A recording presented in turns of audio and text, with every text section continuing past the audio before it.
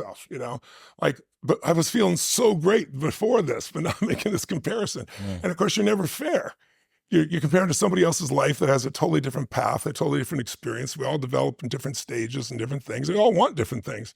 But what was ironic, though, the reason I tell you the story is it was like 4 years later, and there I am in that stadium, and I'm not doing this crappy little 2.5 hour concert, right? I'm doing 12 hours, and the crowd's going Screw crazy. you, Bruce. And I just like, it was just like, it was humorous. You get to look back and say, you judge yourself too soon. Mm. And I could tell you a dozen stories like that with me.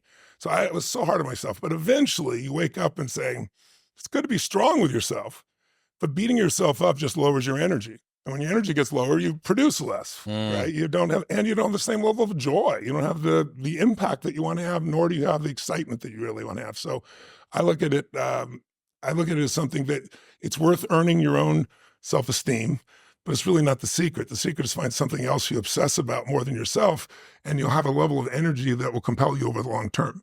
It's that tension, this interesting tension between balancing ambition and gratitude. Yes. And, this fear that, well, if I pat myself on the back too much, right, what if that stops the drive? It's coming from this place of fear, this fear of not being enough, this fear of failure. Yeah. I'm going to continue to disprove it. And I don't want to let up, because that's the only fuel that I know. Yeah.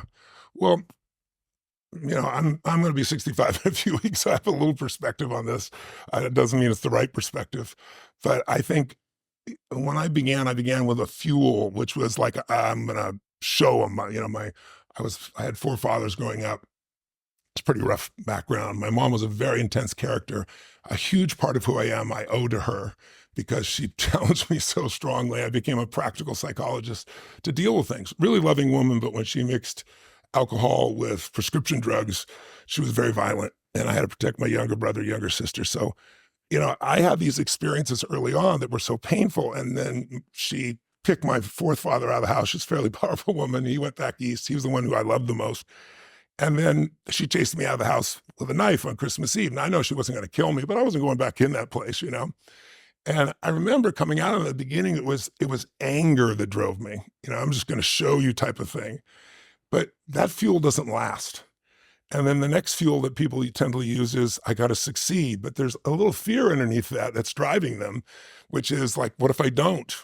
Versus a knowing, it's like one of my original mentors, Jim Rohn, used to have this phrase. He used to said, Tony, don't worry about it.